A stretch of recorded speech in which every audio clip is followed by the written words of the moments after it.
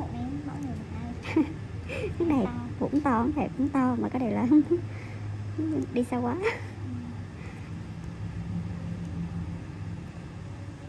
Làm như thế cũng sạch sẽ. Hôm nay cũng sạch sẽ. Da này hồi xưa là mũi với da nhiều lắm này.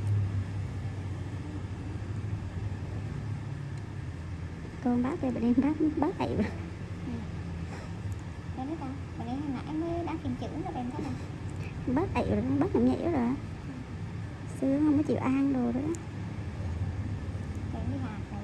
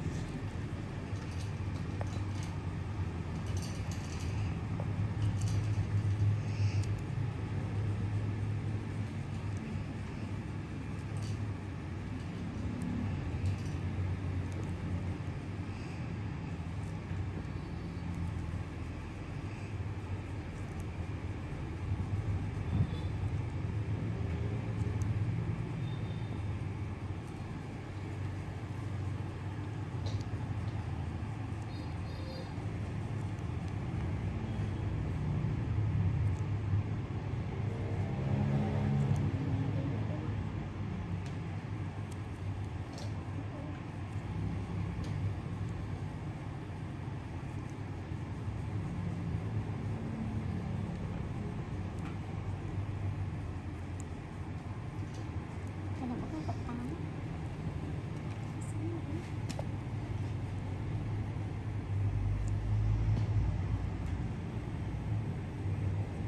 Chạy vào mấy hạt táo rồi.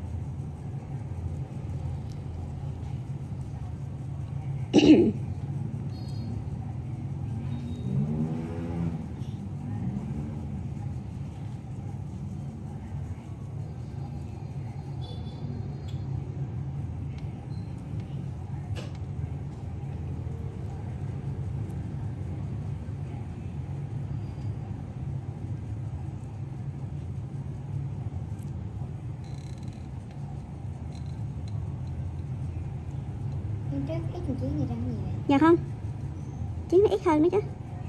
Ít hơn nhưng mà chị quen với cái cảm giác mà hết rồi. Cái trừ mặt đã cái mình không quen chứ nhỉ? trước em quay tới 5-7 cái video luôn mà, chứ em quay có 3 cái video chứ mấy mà. Ngứa em ấy trúc thì em lại ngứa. Dạ. Làm phải kỹ. Chị quen cảm giác hết mụn rồi á. Tự nhiên nó lên lại cái gì thấy nó. Với lại đó rõ ràng rồi. Cái ngầu lắm cái này là cái mặt nữa đây. Khải là bị sưng lên là thấy nhiều. Đó, Chứ còn ví dụ như nếu như không sưng là chị sẽ không thấy bao nhiêu. Bởi vì mụn với da, mụn này cái cây này không bằng nửa lần trước chứ mấy. Nó bằng nửa lần trước rõ ràng vì em quay video là đến video là lòi ra thôi. Để trước quay cũng tới 5 cái lận mà. 5 cái rưỡi. Là thành 55 phút. Chưa tính mấy phút làm thêm riêng nữa. Là thành 1 tiếng. Chừng nào còn có nửa tiếng chứ mấy. Nhiều là vì giờ rộng hết rồi, cái chờ chị thoáng lên á. Lên cái trái.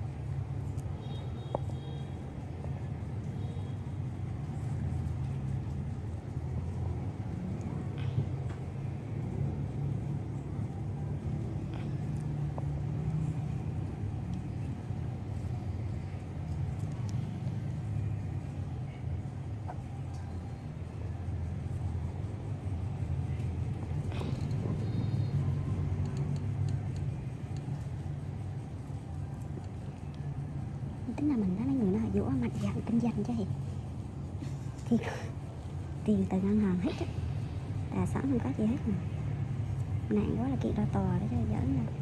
Không đi hả bữa nay việc nợ hết mà có bị gì đâu. Vì số nhiều thì quy ra tội lừa đảo rồi. Cái nhà nó không biết là mười mấy tỷ đó mà có gì đâu nè, là một đứa thôi. Nhầm không? Nhà rồi trả phải tè. Ừ. Chứ ai làm gì đâu nè. Nó à. Thấy tính là sướng luôn. Không ai kiện. Vẫn là sướng luôn. Chứ mà kiện ra thử ví dụ, nhưng mà cái này là bay ni lẫn ngân hàng hết hả ta? Đây là đây. Sợ tính chất ngân hàng hết. Nậu như bên nhìn bà Hồng đi. Bà Hồng mà Cái ai kiện bỏ đâu? thì bà ơi. Việc nợ đã rồi mà cũng có ai làm gì đâu. Thấy chưa?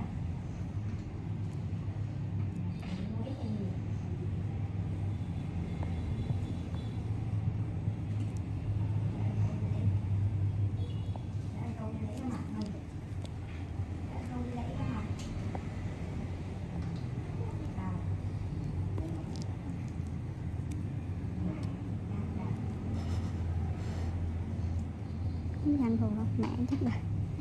Thấy chưa?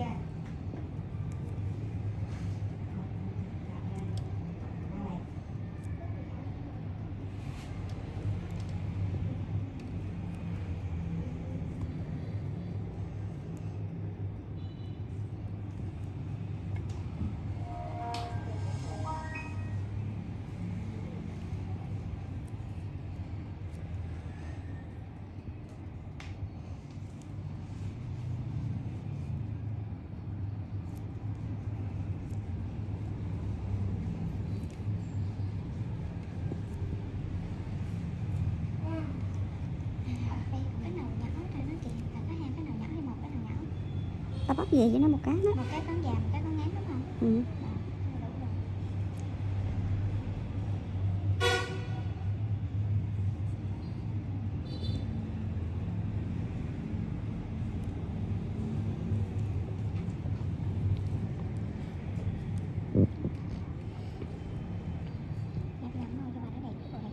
Ừ, nấu nó khô mà món hên xui thì tự nhiên cái cá bị mấy cá nó thì bị nó thì cái tự nhiên mình chờ mình làm mình tự mình bị áp lực sợ này. Đúng rồi. Thì mấy bữa không bị như đó mình cũng làm như đó đâu mà đó bị chứ. Cái bàn hồ biển nó không biết ra ra tìm bỏ mua nước bỏ chai nán lại đi chứ không. Nấu con nghe rồi đó. Biết bà không? Đó, kỹ ra. Ừ. Cái bữa nay ra màu đặt bật đô nè. Đỡ hơn đâu. Đỡ hơn đúng rồi bé. Trong lòng món rất là đẹp. Thì đó, họa sĩ mình chỉ phải nét đó. Nhưng mà ngùa thì nó bị như đó.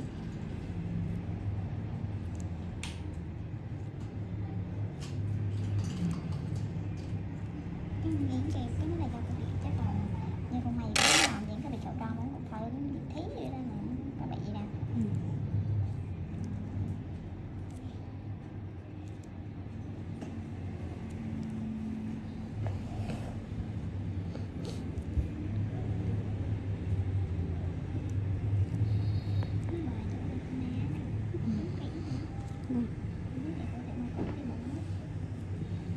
Bên cô má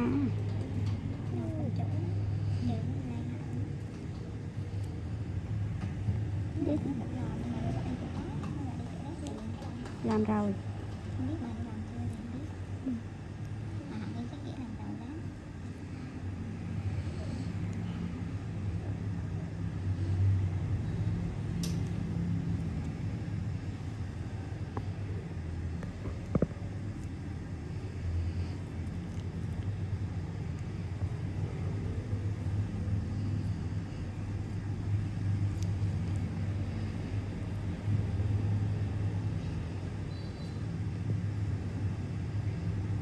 XM is a hybrid super SUV with 644 HP and a crazy design.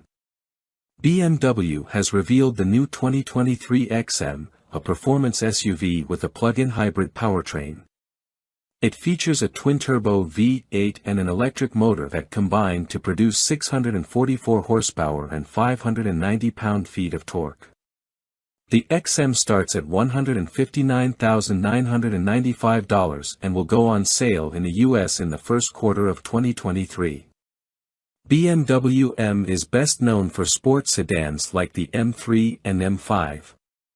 But the performance division is going in many new directions as of late, and the new 2023 XM combines many of these fresh elements in a single vehicle, fitting, as this is meant to be M's new flagship. As an SUV that's available exclusively as an M, the XM also introduces a new plug-in hybrid powertrain that's the first hybrid ever to wear the M badge. The concept version of the XM proved controversial when it made its debut last year, and now we have all the details on the production version that's slated to go on sale in the US in the first quarter of 2023. The XM's powertrain consists of a twin-turbo 4.4-liter V8 combined with an electric motor integrated into the 8-speed automatic transmission. There's also a 25.7 kWh battery pack that enables an estimated electric driving range of 30 miles. Total output sits at 644 horsepower and 590 pound-feet of torque, and there will be an even more powerful Label Red version coming later on with a claimed 735 horsepower and 735 pound-feet. This makes the XM the most powerful current production BMW, and it'll need all that grunt to move around its 6,062 pound mass. Were it not an M exclusive, the XM might otherwise wear the X8 designation. It's considerably larger than both the X5 and X6, but smaller than the three-row X7, much like the relationship between Audi's Q7 and Q8 SUVs. The XM is a two-row model with 5 seats, and its interior features many of the wilder design elements seen on the concept version. A two-tone blue and brown leather color scheme is available, and the brown, vintage, leather is meant to look aged. There's also an interesting pattern in the headliner that's accompanied by LED lighting elements that pulse when you receive a phone call or try to open the door when an object is sensed outside. The exterior design is more angular and imposing than many of BMW's other SUVs. The large kidney grilles up front are flanked by split headlights like those on the latest X7. A strong, accented character line rises along the side and kicks up at the rear doors as a nod to the classic BMW Hofmeister kink. There are BMW logos engraved into each upper corner of the rear window, and the aggressive-looking taillights wrap around the sides. Quad exhaust tips and diffuser elements give the rear bumper a racy look. 23-inch wheels are standard, but 22 inches are optional, and BMW says the smaller size saves weight. Adaptive dampers are standard equipment, as is an electronically controlled limited-slip rear differential and a rear-biased all-wheel drive system. 48-volt active anti-roll bars are a feature new to BMW M, although the XM uses traditional steel springs rather than an air suspension. Our initial drive of a prototype XM earlier this year revealed a surprisingly engaging driving experience, largely thanks to the steering tuning, so we look forward to sampling the final version to see if the spry handling is preserved. The XM will compete with other hyper SUVs such as the Audi RS Q8 and Mercedes-AMG GLE 63, and is even aiming for higher targets including the Aston Martin DBX and Lamborghini Urus.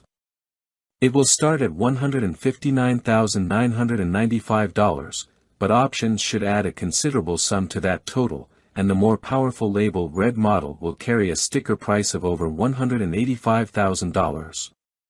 Like it or not, this super SUV now represents the pinnacle of the M lineup, and it'll start arriving at US dealerships early next year.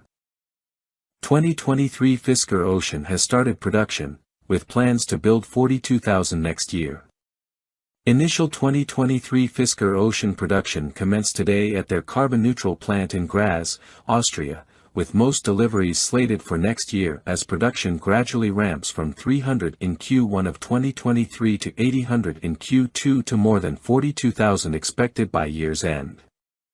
All first edition Ocean 1 units are spoken for, as are 2023 examples of the affordable FWD Sport and AWD Ultra, but orders are still being taken for the top-level AWD Ocean Extreme, which goes for $68,999, plus a yet-to-be-announced destination charge. Fisker says the top-level model will offer 350 miles of range according to EPA methodology, and can accelerate to 60 miles per hour in 3.6 seconds thanks to the 550 horsepower available from its dual-motor AWD platform. Official production began today for Henrik Fisker's long-awaited Ocean all-electric 5-passenger SUV, which had an uncertain gestation until a tie-in with assembly partner Magna International was announced in October 2020. Fisker's previous automobile, the Fisker Karma plug-in hybrid, is not affiliated with the Fisker Ocean project, the tooling having been sold off and reconstituted by Karma Automotive as Henrik Fisker himself moved on to focus on his all-electric Ocean SUV project. Expectations are high that the Ocean will make a good first impression when customer deliveries begin. After all, the Magna Steyr plant in Graz, Austria, also produces the Mercedes-Benz G-Class, the BMW 5 Series, and the Jaguar E-Pace and I-Pace, as well as the BMW Z4 and Toyota Supra. As expected from an established assembly plant, they seem to be on the right track to manage build quality and early teething problems, with a gradual production ramp-up that will result in just 300 examples produced by the end of first quarter of 2023.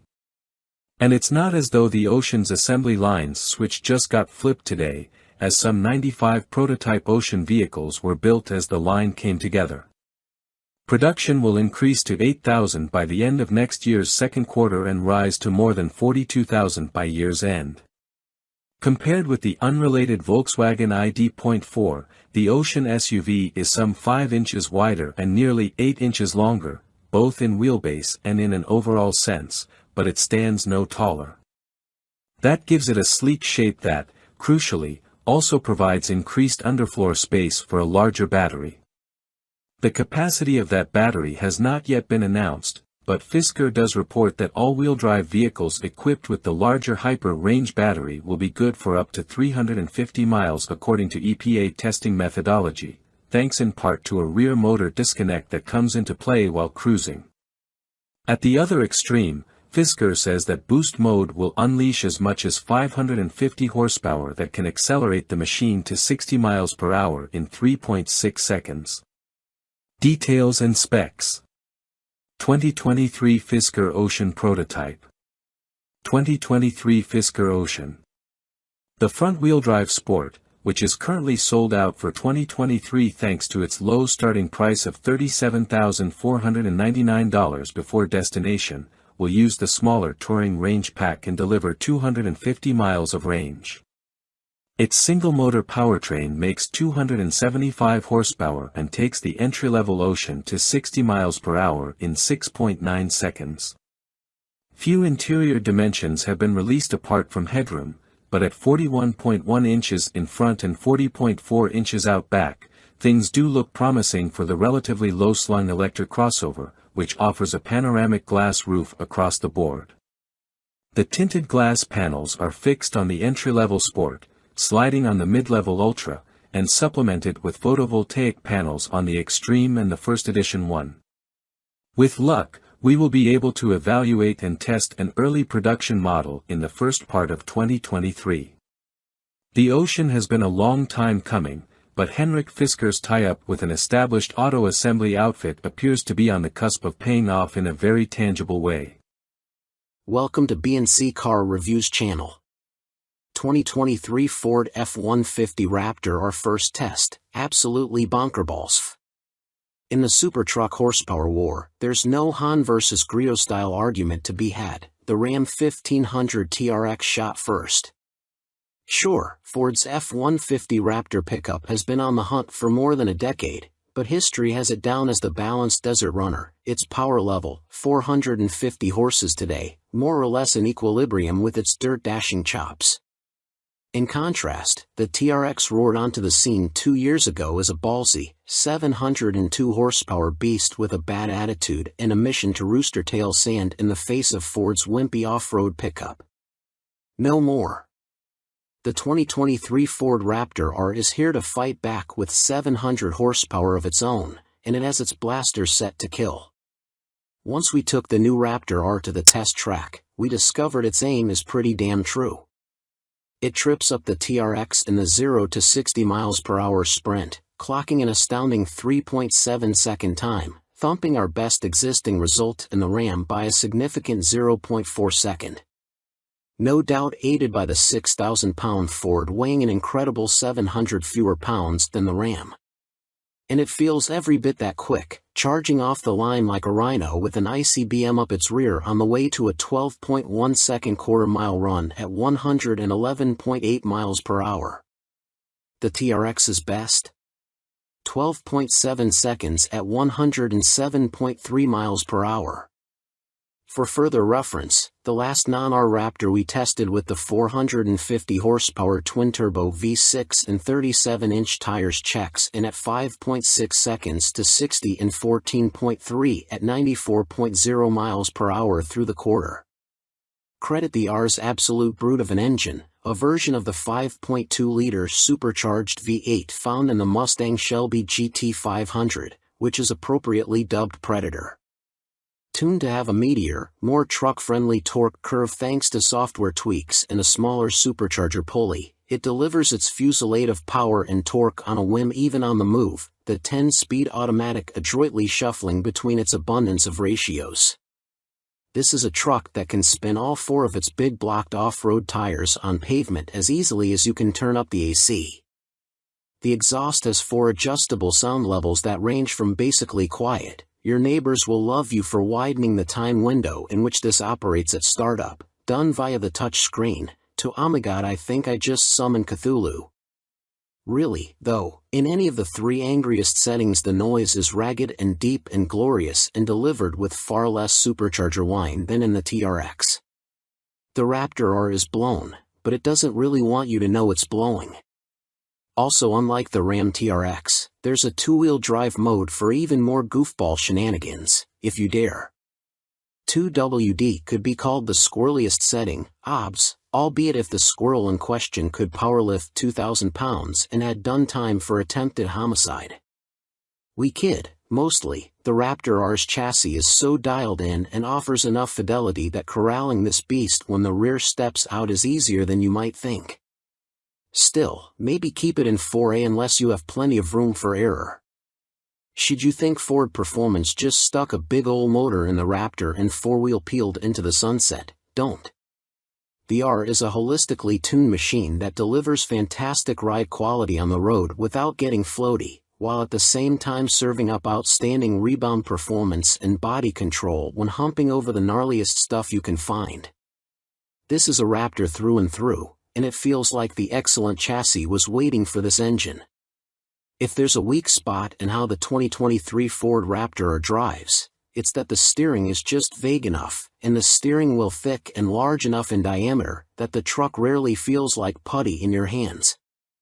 You never, ever forget its size, whether that's maintaining a lane on the highway or dodging rocks and trees on forest paths. This isn't the case with the Ram TRX, which is actually an inch wider and a skosh longer but somehow manages to drive smaller.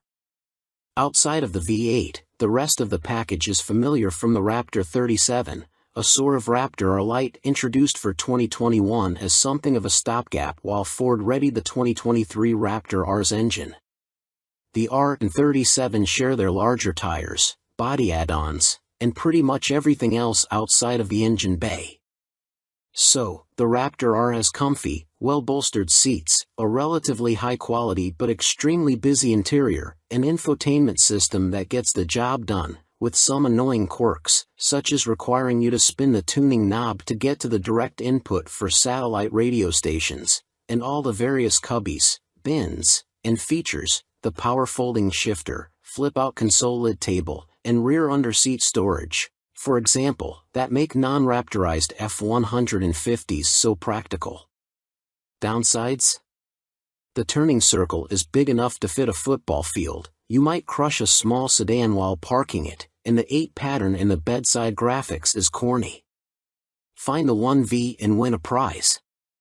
Well, all that and the fact it costs $109,145 to start, enough to buy a regular Raptor and any number of sporty cars to go with it. Heck, it's enough to buy a base TRX and a Ford Maverick. But in a fight, and make no mistake, Ford and Ram are in a pitched battle. Often it's not who shoots first who wins, it's who shoots last. With the 2023 Ford Raptor R, the blue oval just may have landed a crippling blow. Welcome to BNC Car Reviews channel. Four-wheelers pickup truck and SUV of the year 2023, Day 3, more dirt testing. Working at an off-road magazine like Four-Wheeler has its benefits. One we look forward to each and every year is the new 4x4 vehicle testing we do to determine our four-wheeler of the year winner. As you may know, our testing of new four-wheel drive vehicles for 2023 started with a track day, and continued with our first day of testing in the dirt. This trip allows us, a passel of off-road experts and enthusiasts, to spend some time with new production vehicles that come with four-wheel drive with a low-range transfer case. The aim of the SUV of the year and pickup of the year tests is to allow us to push the limits of these vehicles, within reason, so we can pass on our knowledge and experience to our readers. Let's face it, folks, no one is going to take their brand new $80,000 to $107,000 4x4 rock crawling or mud bogging, so our aim is to drive these vehicles to the extent that we can judge their overall capability and give our expert feedback on what we see in the fleet. This year we have 7 vehicles total, including 2 pickup trucks and 5 SUVs. The trucks are the Ram Heavy Duty Rebel with a worn winch and a rear locker, and the Chevy Silverado 1500 ZR2 that has 2 lockers, active suspension, and a 6.2-liter V8. Our SUV field included the Jeep Grand Cherokee Trailhawk Force, which features plug-in hybrid technology along with a low-range transfer case with a locking center differential and a traction-controlled rear diff that can approach locked, the Jeep Wagoneer with the new inline-6 engine and similar traction capabilities to the Grand Cherokee Trailhawk Force, the Lexus LX600F Sport, which is reportedly based on the current Toyota Land Cruiser that's only available overseas as a Toyota LC, the Toyota Sequoia TRD Pro, which is based on the new Tundra platform and shares its hybrid 3.6-liter engine, transmission, and a similar rear axle, with a selectable locker, and, last but not least, the Chevy Tahoe Z71, which also has a 6.2-liter V8, active suspension, skid plates, and red-painted tow hooks. For Day 3 of our OTY testing we headed towards the vast off-road expanse known collectively as Johnson Valley, California. Yeah, this is the home of the daunting Hammers trails, but we wouldn't be hitting any of those. Instead, we traveled via dirt to the area and continued on what we would consider mild off-road trails throughout the day. This gave us ample opportunity to test how the vehicles do on graded roads and rutted but mild desert trails that are sandy, rocky, eroded dirt, and more. This day is more about getting off-road miles under the belts of the vehicle testers and getting a feel for what a new owner might do with their new SUV or pickup. It's a great time to see how the suspension rides and works, possibly get the vehicles flexed out a little, and see how they all drive on a variety of terrains. So far, all of the vehicular contestants have done better than expected. We can't tell you who will win yet, that news will come when all our comments have been collected and scoring has been completed, but for now, here are our observations about the SUVs and pickups the manufacturers supplied to us for this year's test. First, as has been noted, the Lexus LX600F Sport is incredibly capable off-road. Its traction control is about as dialed as any we have met, but it's hampered by its vast front grille and fascia, which seem to hang perilously close to the ground. Also, its ridiculous low-profile tires and huge wheels are a liability on even the mildest trails or dirt roads, as even a fist-sized rock could kill a tire and bend a rim with ease. The Grand Cherokee seems small in this group, but it's comfortable on and off-road. It doesn't seem to be quite as capable as other Grand Cherokee Trailhawks we have tested in the past, but it does just about everything you'd want it to, and the hybrid drivetrain is more than powerful enough. The Toyota Sequoia, again with plenty of power, is fun on dirt roads and has ample traction when the going gets tough. Its design is very blocky, with a face that takes some getting used to, and it seems to lack any front toe points, which will hurt it on our test. The Chevy Tahoe Z71 does everything you'd expect and more despite frequently lifting tires when the terrain gets at all uneven. It has a very low belly just ahead of the rear axle that can and will come in contact with the ground. The Jeep Wagoneer is fun to drive and seems more capable than it has any right to be. It may in fact be more capable off-road than the Grand Cherokee that shares its stable. Many complimented its larger sidewalls relative to the other SUVs on the trip, thanks to relatively smaller wheels and a decently sized tire. Getting back to the pickups, the Chevy Silverado ZR2 is a blast to drive off-road and, for us, performed exceptionally well when it came time to push the limits of its off-road traction. 2 locking differentials and flexi suspension combined with what are probably the most aggressive tires on the test meant this thing was almost certainly the most capable vehicle in attendance. It even climbed a few obstacles we didn't expect it to. The Ram Rebel 2500 is very capable for a true workhorse of a 3/4 ton truck, but it's still a 3/4 ton truck in the end.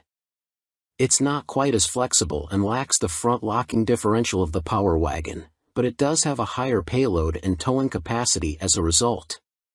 That's a compromise away from the dirt and toward everyday use for a big truck like this. It also has overly large wheels, perhaps for load rating, and shallow sidewalls, which hurt it off-road, as any rough terrain is decidedly jarring despite any attempts made by the suspension to mitigate. Welcome to B&C Car Reviews channel. Siloan Arrange EV Tire Test, rolling in a Model 3 on Siloan's new EV tire. EV drivers, have you noticed there are more people using public charging stations? And sometimes you have to wait to use a DC fast charger? It seems more and more EVs are hitting the road. So in an effort to cater to the ever-increasing number of EV drivers who need new tires when they finally wear out, tire maker Siloan has developed its first EV-specific tire, the Arrange EV. Siloan invited us to a test drive in Southern California to sample its Arrange EV tires on a Tesla Model 3. We started in Beverly Hills and headed toward Highway 101, through Mulholland Drive. On this winding residential road perched on a hill, the Tesla Model 3 equipped with Arrange EV tires had no problem navigating the road's dips, dumps, and occasional unavoidable potholes in a graceful manner. The ride was slightly on the firm side, but that's to be expected from a sporty sedan. Soon we were on the freeway to drive to Calabasas and Malibu. Unlike internal combustion engine powertrains, EV powertrains offer an inherently quieter ride. But conversely, any excessive road and tire noise are more pronounced at high speed without engine noise masking the sound. On the highway, we noticed the Arrange EV tires didn't introduce any excessive tire noise and kept the cabin as quiet, if not quieter, than a Model 3 on its original tires.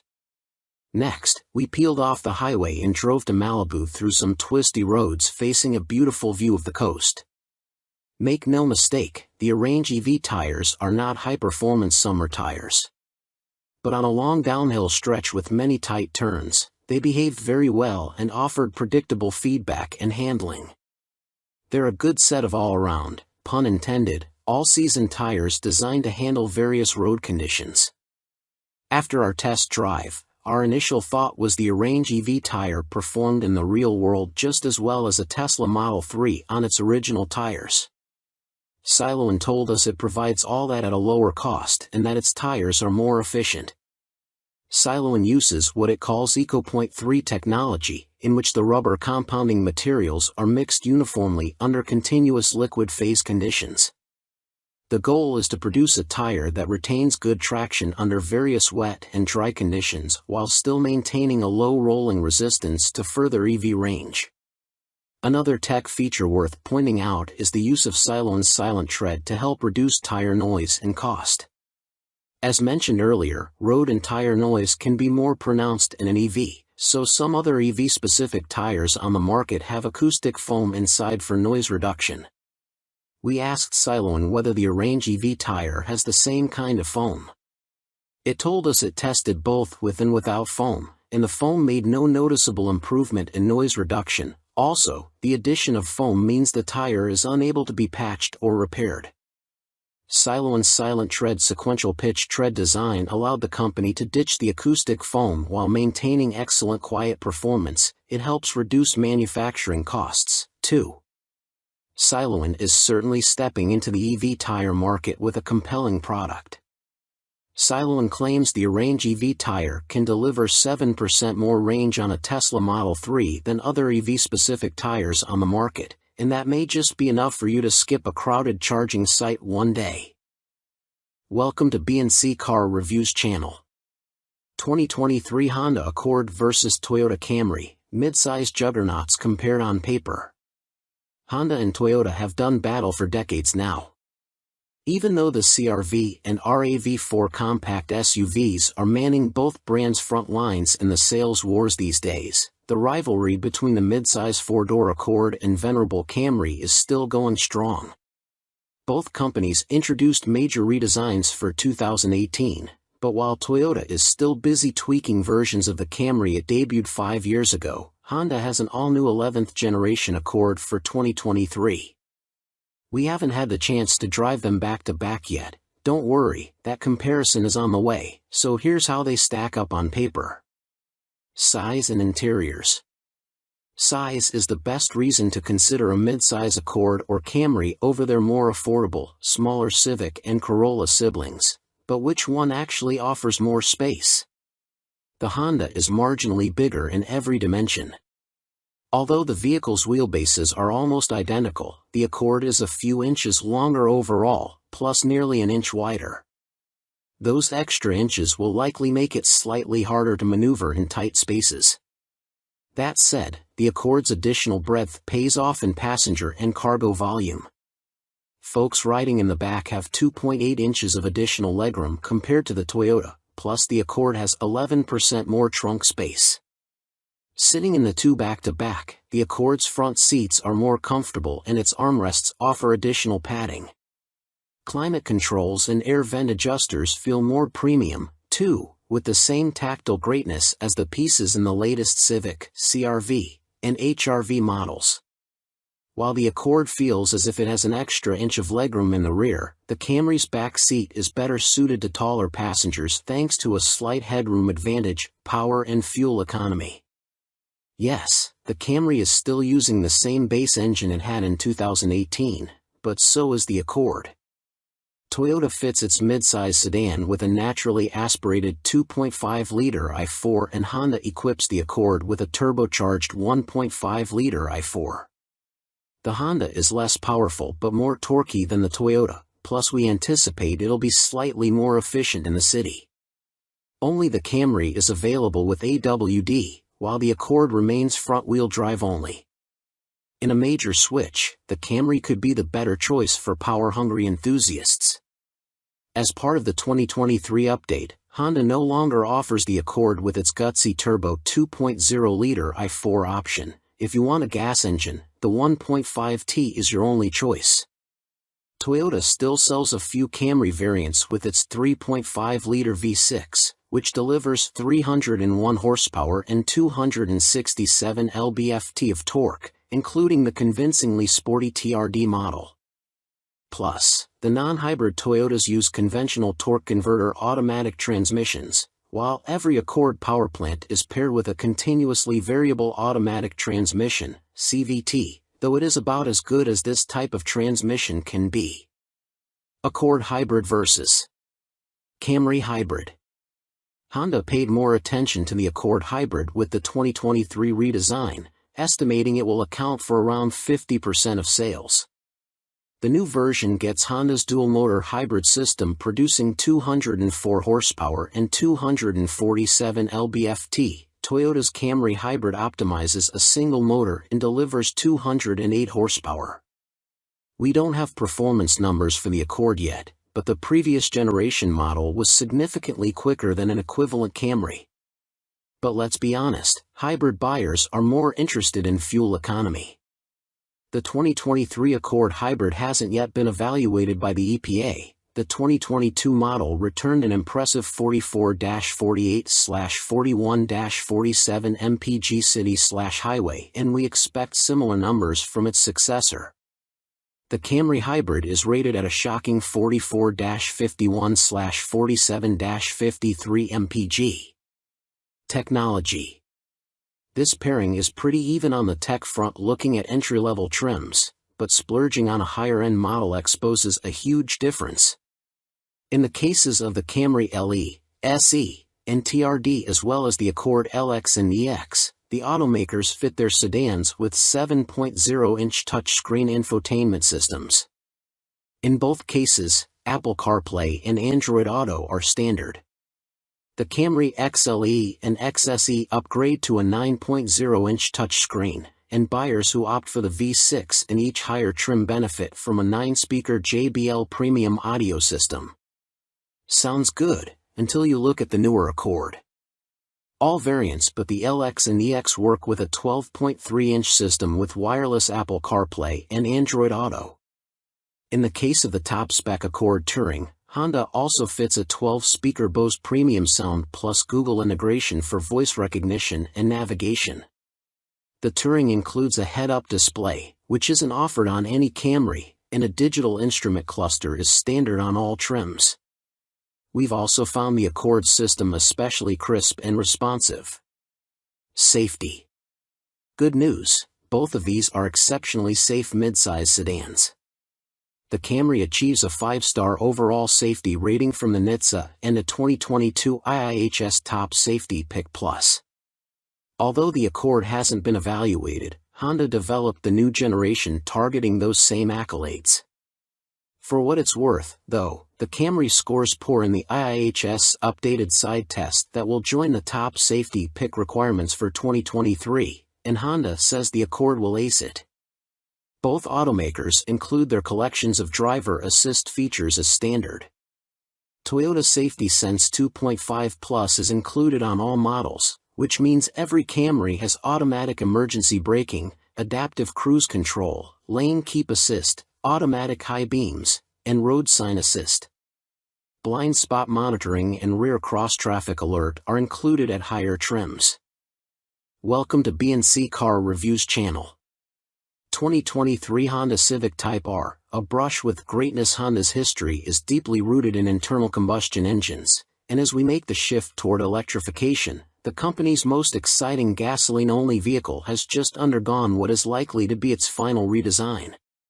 The Honda Civic Type R has rejoined the lineup for 2023, following the 2022 model year revamp of the supporting Civic sedan and hatchback. Based on the handful of laps we took around Harris Hill Raceway outside Austin, Texas, including as a passenger to two-time Formula One champion Max Verstappen, it seems Honda absolutely nailed it. For starters, we fist-bumped Max as we pulled the bright red seatbelt across our chest. "Full send, right?" we asked. A shrug from Max and a "you sure" served as acknowledgement as he revved the 315 horsepower Turbo 4, slipped the clutch, and spun the front Michelin Pilot Sport Cup 2s, launching us out of the pits. The deep baritone from the engine and exhaust sounded great from under a helmet, and he ran out the engine until it coughed at the red line. In Verstappen's hands, the Type R rarely tracked in a straight line as he kept the engine on full boil, stringing the turns together in a sinuous uninterrupted dance of slip angles and oversteer. He braked as lightly and as seldom as possible, allowing the tire's lateral loads to scrub off speed, along with a healthy amount of tread, we're sure.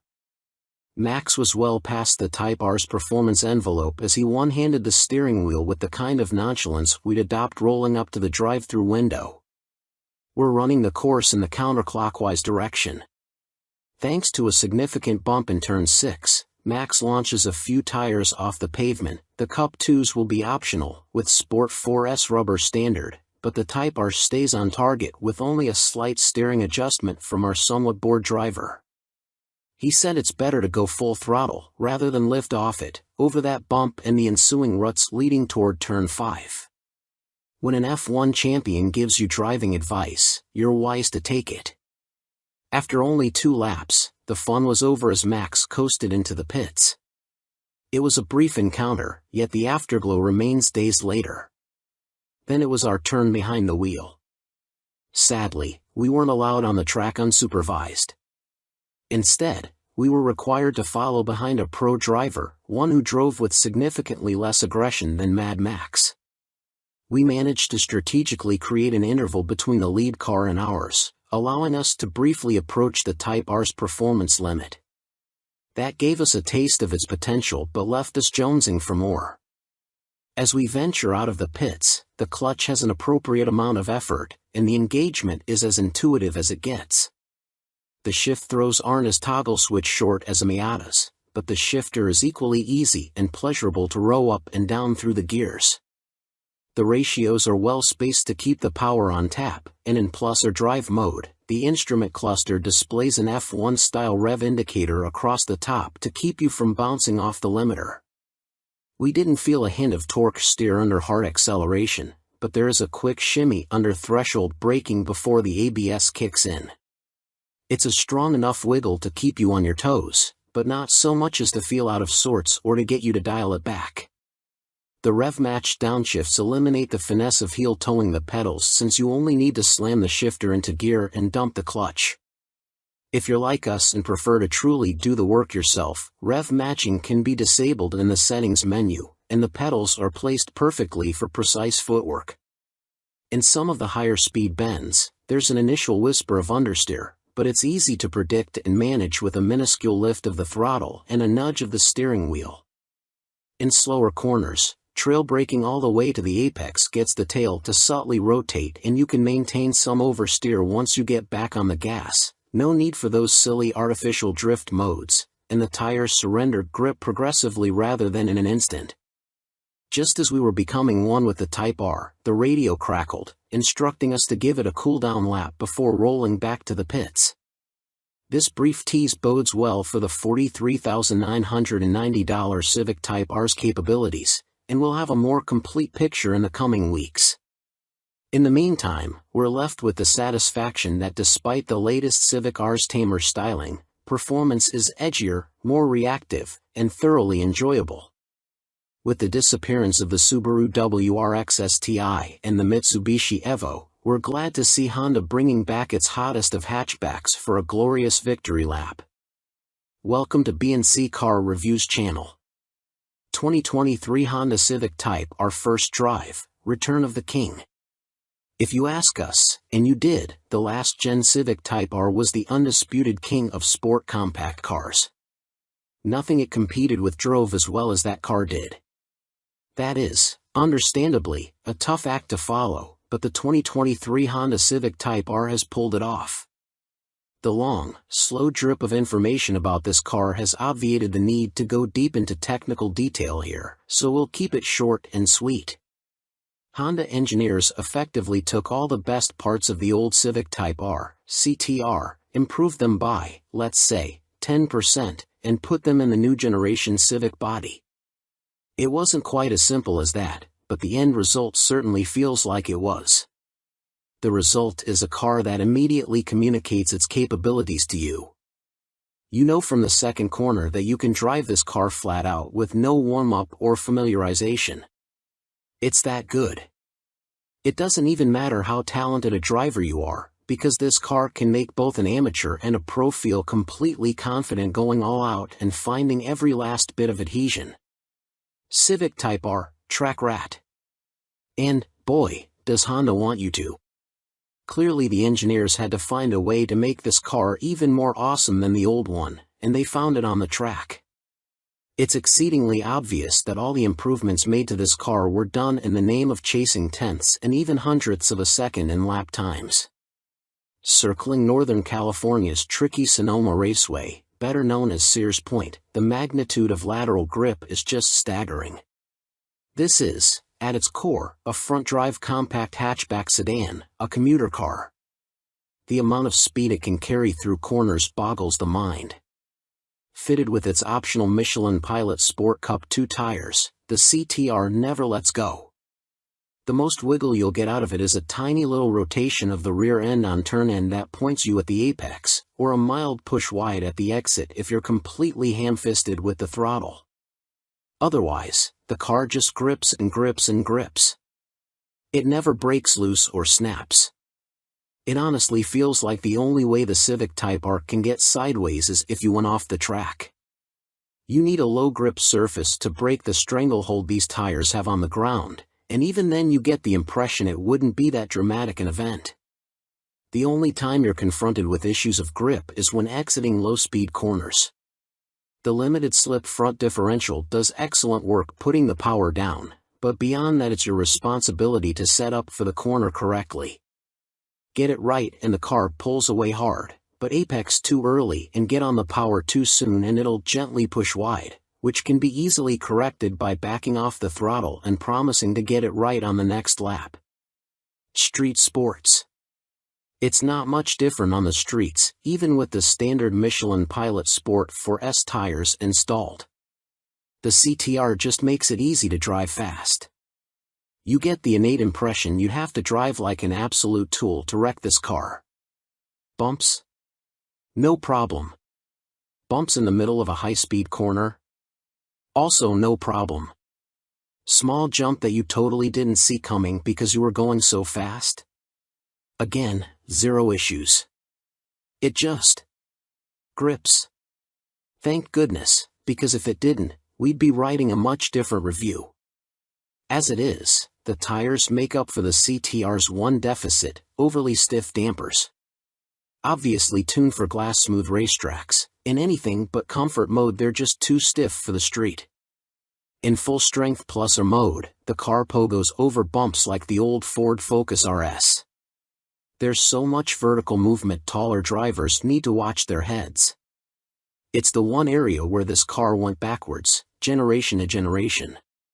In the old CTR, you could jump in, push the plus or button, and go. Didn't matter the road or the surface. It was set up perfectly for anything. You can't do that with the new version.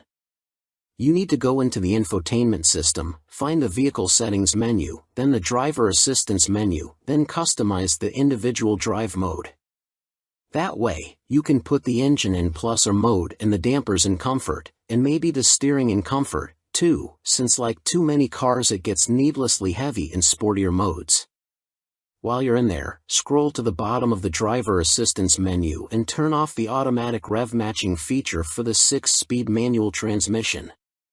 Obnoxiously, before you can do any of that, you not only need to be at a complete stop, but have the parking brake engaged. We'd be able to accept this as a safety precaution if it weren't for the fact that any non-driving related settings can be altered while the vehicle is moving.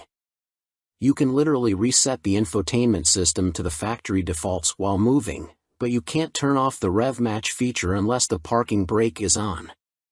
It's especially obnoxious because there's an unused button next to the drive mode selector that could have been the rev match on/off switch. The system's saving grace is that it'll remember your drive mode and rev match settings on restart. With the exception of plus or mode, the car will restart in the same configuration you had it in when you shut it off, so you don't have to change a bunch of settings every time you get in. It's a slight pain in the ass setting it up the first time, but it's so worth it. Properly configured, the new CTR may be stiffer than the old one, but reasonably so. Keeping it copacetic. Otherwise, Honda didn't mess with success.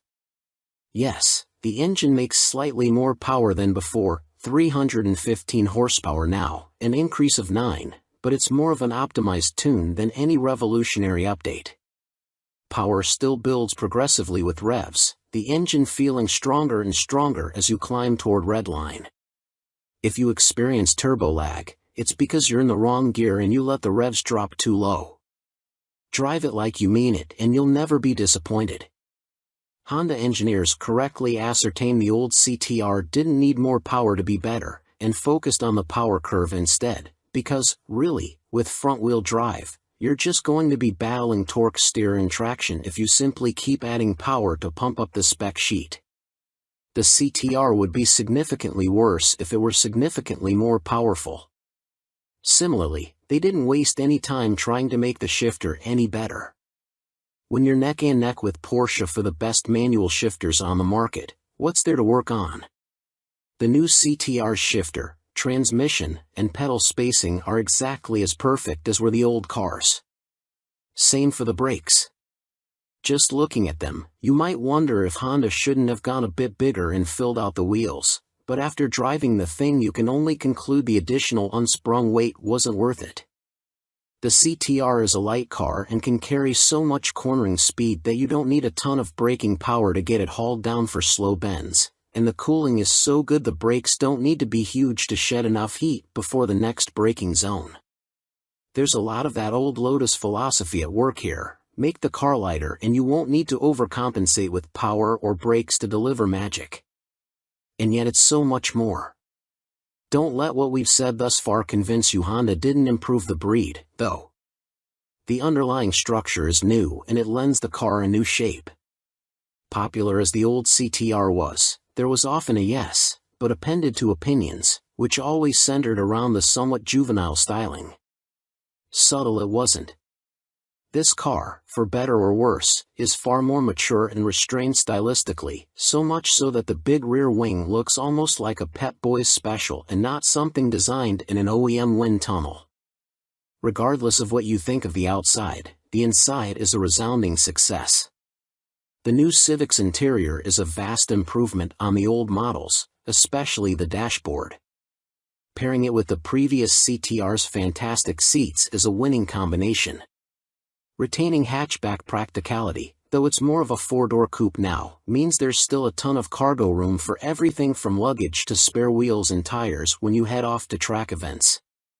Like you, we wondered what Honda would do to somehow make the CTR even better. We might have guessed, hoped, even, at thoughtful, incremental improvement, and that's exactly what happened. The new Honda Civic Type R is everything great about the old car turned up a notch, plus a new interior, all for just under $45,000. It's the best performance bargain on the market, assuming you can find one without an insane dealer markup, and we couldn't ask for anything more. About Honda. Honda offers a full line of clean, safe, fun, and connected vehicles sold through more than 1,000 independent U.S. Honda dealers. Honda has the highest fleet average fuel economy and lowest CO2 emissions of any major full-line automaker in America, according to the U.S. Environmental Protection Agency's 2021 Automotive Trends Report. The award-winning Honda lineup includes the Civic and Accord, along with the HR-V, CR-V, Passport and Pilot sport utility vehicles, the Ridgeline pickup, and the Odyssey minivan. Honda's electrified vehicle lineup includes the Accord Hybrid, CR-V Hybrid, and in the future, Civic Hybrid. The Prologue SUV, Honda's first volume battery electric vehicle, will join the lineup in 2024. Honda has been producing automobiles in America for 40 years and currently operates 18 major manufacturing facilities in North America. In 2021, more than 95% of all Honda vehicles sold in the U.S. were made in North America, with nearly two-thirds made in America, using domestic and globally sourced parts. Welcome to B&C Car Reviews channel. 2023 Honda CR-V Hybrid vs Toyota RAV4 Hybrid Comparison Test, Practical Considerations. Few things bring people together today like our collective hatred of high gasoline prices. Regardless of who you blame for it, prices are high right now and aren't coming down quickly. It's enough to drive some folks into an electric car, but for those not yet ready to make the leap, the humble hybrid gets another turn in the spotlight.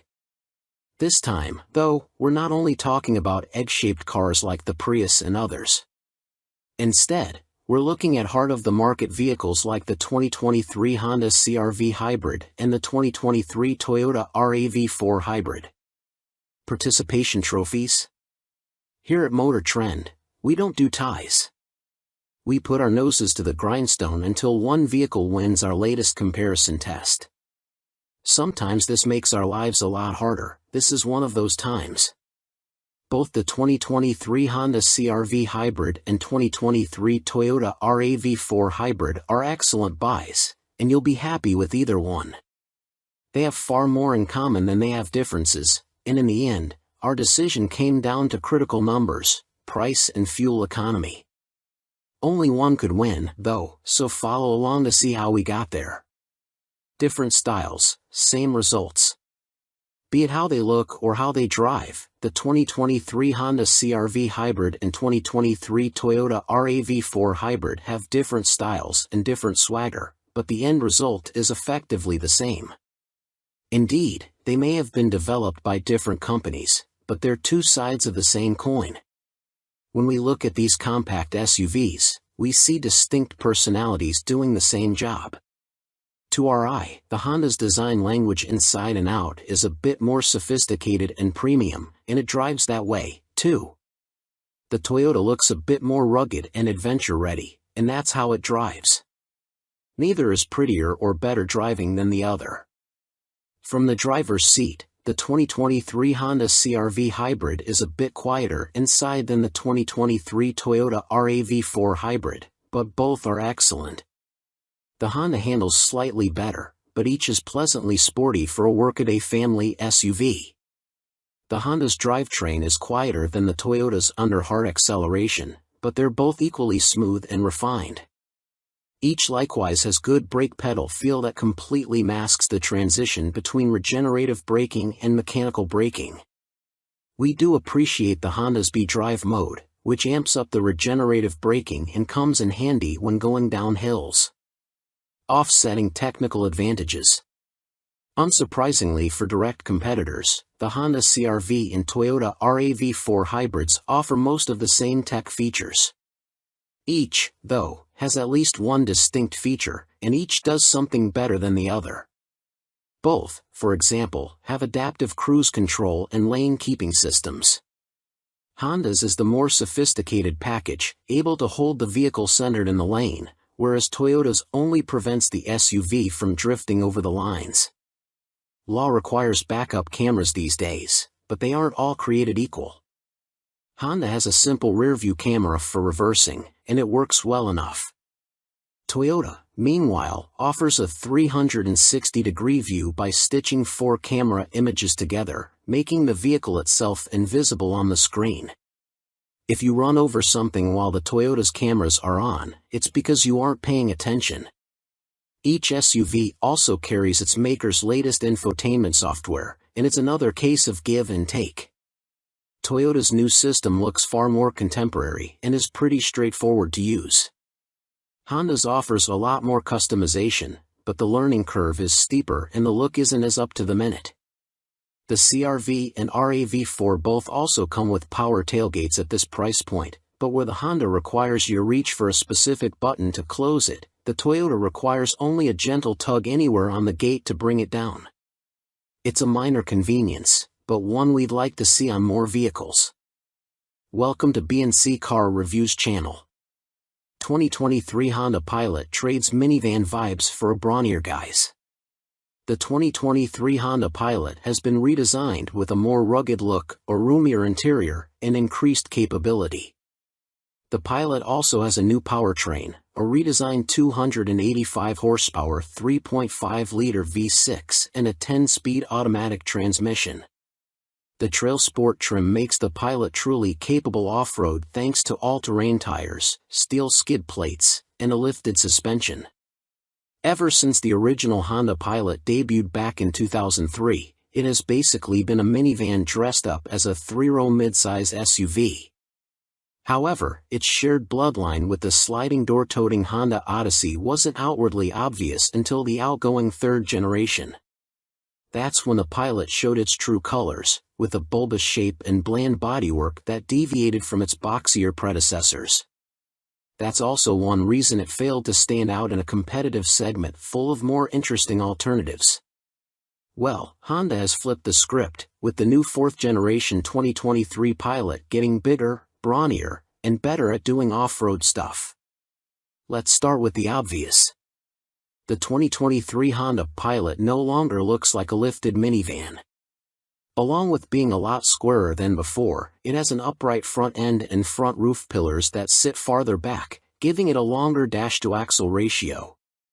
The Pilot is also 3.4 inches longer from stem to stern, and its wheelbase stretches by 2.8 inches, too. Its front and rear tracks are also wider, growing by January 2nd and January 5th inches, respectively. Ever been, according to Honda. The company also says its new chassis includes a stiffer suspension, a quicker steering ratio, and other changes intended to make the Pilot handle and ride better. A set of larger front brake rotors, 13.8 versus 12.6 inches, and a shorter overall pedal motion are improvements in the braking department. The addition of extra sound-deadening materials should also make for a quieter interior.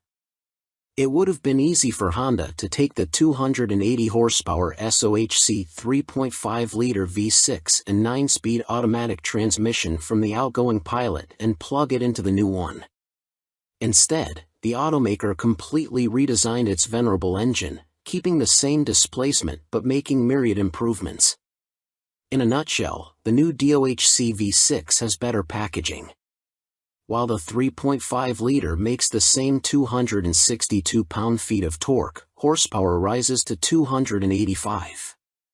A cylinder deactivation system also joins the party in pursuit of better fuel economy. However, Honda hasn't yet announced EPA estimates. All Pilots now have a 10-speed automatic transmission, paddle shifters included.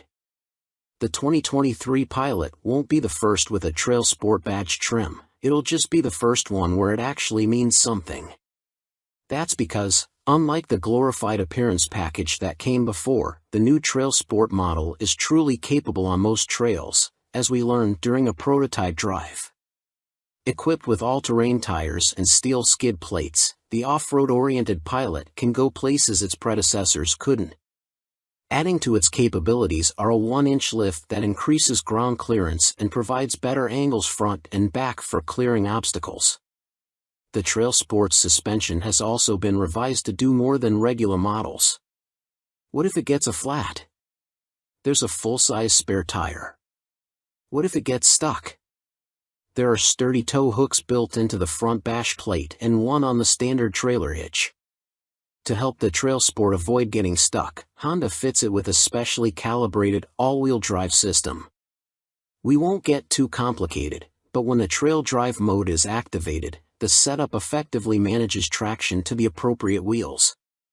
Also useful in this mode is the aptly named TrailWatch camera system, which provides 4 different angles otherwise not viewable by the driver. It can be manually turned on or it can display it on its own at speeds below 15 miles per hour. Speaking of low speeds, when combined with sloped surfaces, every 2023 Pilot has hill descent control for the first time. An inside job. Sure, a model that can shuttle the whole family into the wilderness is cool, but that's not the Pilot's full-time job. It's a people mover.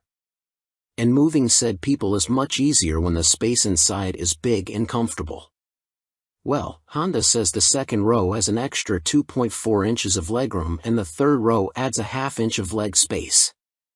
For those sitting in the middle row, those seats recline farther. The 2023 Pilot still has room for up to 8 people, and the middle seat in the second row is removable. However, instead of having to leave that seat behind, there's now room for it under the rear cargo area.